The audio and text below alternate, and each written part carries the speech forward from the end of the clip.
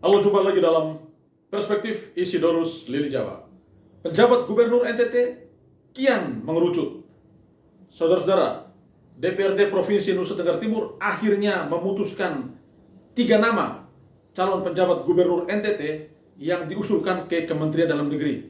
Ya, 3 nama itu adalah yang pertama, ya, Irjen Polisi Rudi Rodja yang saat ini menjabat sebagai salah satu deputi di Kemenko Polhukam. Lalu yang kedua ada Dr. Insinyur Thomas Umbupati yang saat ini dipercayakan menjadi Deputi Pengendalian Otorita Ibu Kota Negara. Dan yang ketiga adalah Dr. Ino Syamsul yang saat ini dipercayakan menjadi Kepala Badan Keahlian Sekretariat Jenderal DPR RI. Nah, 3 orang ini adalah putra-putra NTT. Sekarang kita menanti siapakah yang akan ditunjuk oleh Presiden melalui Menteri Dalam Negeri untuk menjadi penjabat Gubernur NTT 1 tahun ke depan.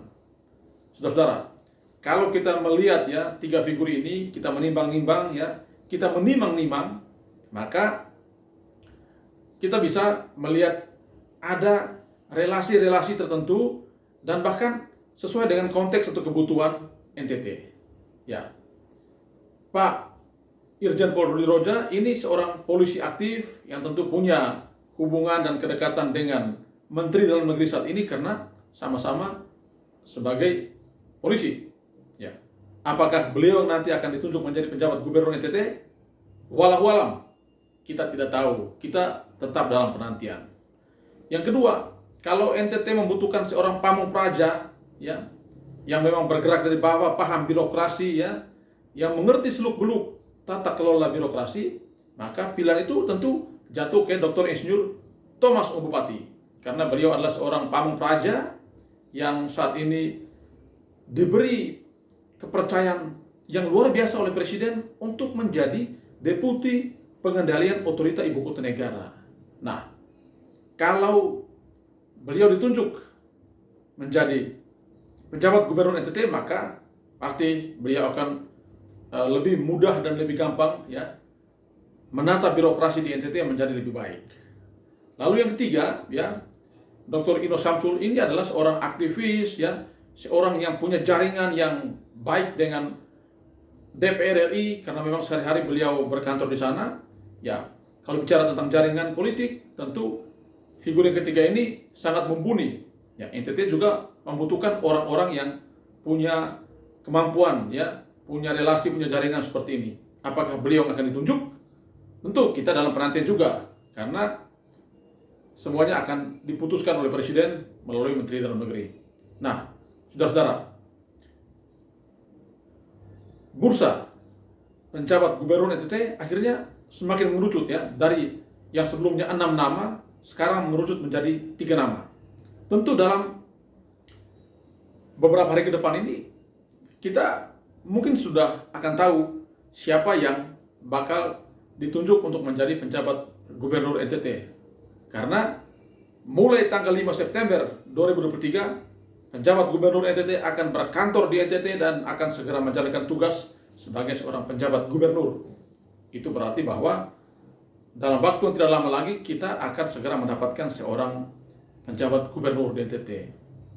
Dan kalau kita melihat konteks NTT saat ini dan NTT untuk 1 tahun ke depan, maka kita membutuhkan seorang penjabat gubernur yang bisa membawa kesejukan bagi masyarakat NTT, mengingat sekarang kita sudah masuk dalam situasi tahun politik ya, di mana tensi politik mulai menghangat, bahkan akan cenderung panas ya menjelang hari H nanti. Karena itu kita butuh seorang penjabat gubernur yang bisa merangkul semua, yang sejuk ya, yang tidak berat sebelah, tidak memihak pada kepentingan politik kelompok tertentu, atau bahkan cenderung untuk membela kepentingan politik kelompok tertentu. Kita membutuhkan seorang penjabat yang netral, yang benar-benar mau merangkul semua golongan, semua pihak, semua kepentingan di NTT. Yang kedua adalah ya, seorang penjabat dalam 1 tahun ke depan adalah juga harus menyelesaikan satu utang warisan, yakni harus membayar cicilan bunga dan pokok utang yang ditinggalkan oleh gubernur dan wakil gubernur saat ini. Ya, itu harus juga dijalankan ya. Utang itu harus setiap bulan bunganya dibereskan. Itu juga bukan tanggung jawab yang ringan karena berkaitan dengan bagaimana mendapatkan dana untuk itu. Lalu yang ketiga, kita butuh seorang penjabat yang harus bisa melanjutkan apa yang sudah dimulai oleh gubernur maupun wakil gubernur saat ini ya.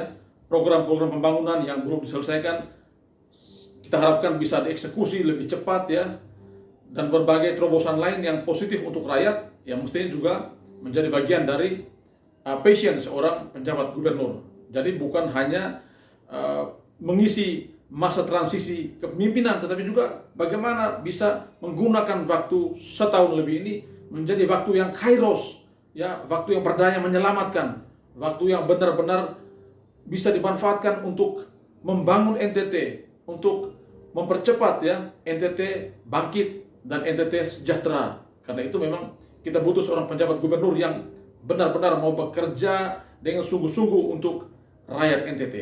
Ya, saudara-saudara, mari kita nantikan siapa yang bakal ditunjuk oleh Presiden melalui Menteri Dalam Negeri. Siapapun yang akan ditunjuk, itulah pemimpin kita. Kita syukuri karena itu adalah putra daerah NTT yang mau mengabdi untuk NTT. Ya, sekali lagi kita wait and see dan tetap dukung ya siapapun yang nanti akan ditunjuk sebagai penjabat gubernur Nusa Tenggara Timur. Ya, demikian saudara-saudara catatan kecil saya. Ya, salam sehat dan Tuhan memberkati.